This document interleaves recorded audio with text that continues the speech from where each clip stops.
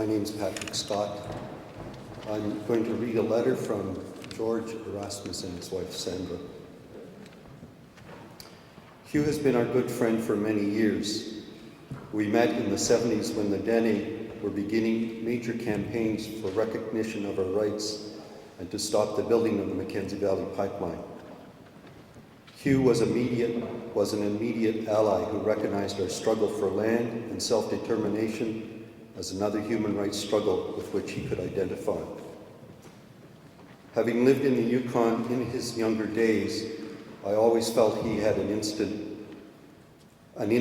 in the evolution of the North. Hugh spent many years assisting advancing the struggles of Northern peoples, particularly the Aboriginal peoples during his tenure with Project North. It would be impossible to document the amount of miles he covered and the meetings he went to on our behalf. The efforts of churches supporting Project North and the efforts of the staff, Hugh and Carmel McCullum were a big part of the success in getting Canada to change the comprehensive claims policy to include governance at the negotiation tables. Another important product of those years was the postponement of the construction of the Mackenzie Valley Pipeline. The Dene had argued that we needed time for our people to adjust our lifestyles and prepare for a market economy before we could benefit from the pipeline. We also argued we wanted time to complete negotiations of our land and governance rights before the pipeline was constructed. Hugh's effort contributed greatly to buying the time we needed. Many years later, Hugh worked with me again during my co-chairing of the Royal Commission on Aboriginal Peoples. As always, his communication skills were invaluable. We always enjoyed working together. The years of putting together the many parts of the report were hectic that were made more human with friends like Hugh close by. Amazingly, Hugh and I came again together when a few years ago we joined the struggle of the Dutch people in their negotiations with Canada on land and governance issues to ensure self-determination of the Dutch in their homeland. Once again, Hugh took over the communications and handled it with great skill. He resumed his work helping secure the Aboriginal peoples of the North their rightful place in Canada.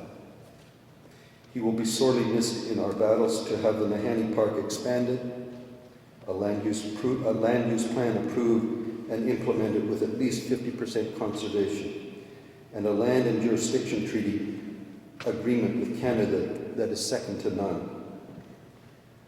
Hugh was always interested, inspiring, willing to work as part of a team, dedicated to bettering the human condition everywhere, very generous with his time in pursuit of those goals, and dedicated to perfection in his work.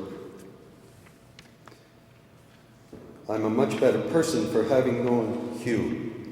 His devotion to the cause always encouraged more from those working with him. While he will be missed in the struggle. I think where I'll miss him most is in those times when I need a friend to talk to about any subject under the sun.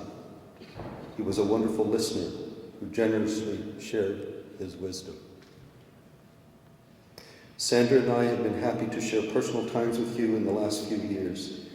We knew of his health issues and are glad to see he has been able to leave this earthly life without prolonged suffering. We hope he is now sharing joy with those loved ones who have gone before him. Goodbye, my friend. Thank you for everything. We will miss you. Must see.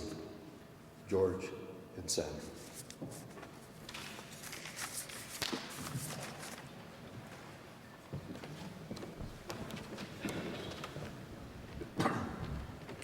You must be getting very tired. I'm the last. I'm Jim McCullum. I'm Hugh's younger brother.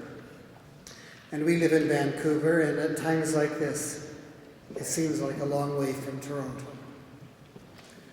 Some years ago, a friend who was a Roman Catholic priest in the Kootenays in British Columbia showed us a picture that he had on the office bulletin board in his church. It was from the National Catholic Reporter, I think, and showed Hugh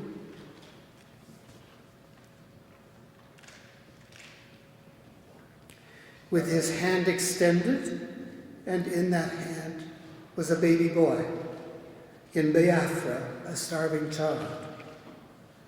Hugh had rushed there in the midst of a famine and was telling the world another story of injustice. Hugh's life was about passion. Nobody is surprised by this.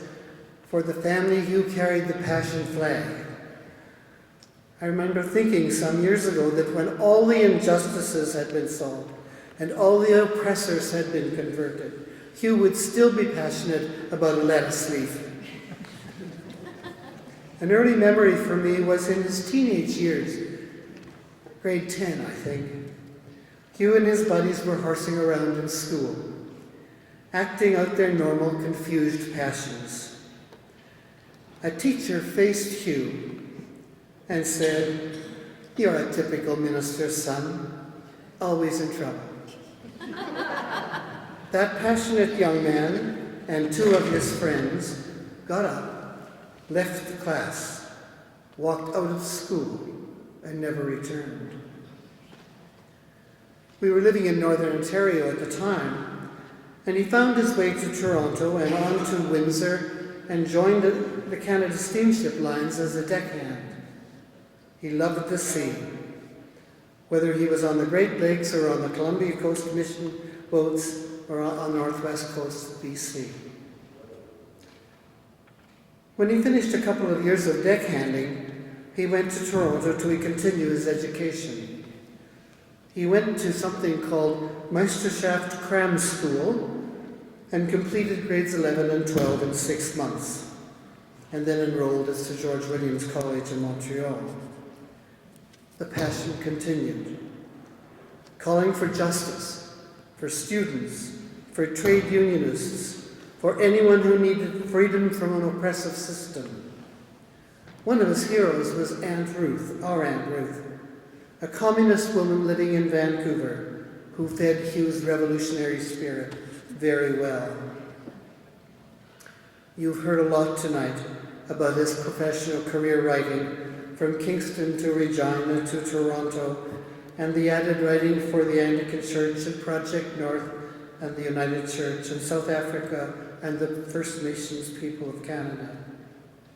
It seems he was always in a plane, racing to the next place where he would try to confront the oppressors and lift up the oppressed. A recent highlight for him was to be able to stand on Mount McCullum this past summer. The mountain named after our father in the Yukon. John perhaps will tell more about this at the reception time, but it thrilled us all to know that the trip was made last summer. A few weeks ago, we discovered that Hugh had a hole in his heart, which was a contributing factor to a stroke which he suffered. A hole in his heart. That hole needed filling up with love and passionate relationships. So important, so fleeting, as he looked for new ways, new persons to fill this need. Beside Hugh, I seemed like a raging conservative, although my theological and political views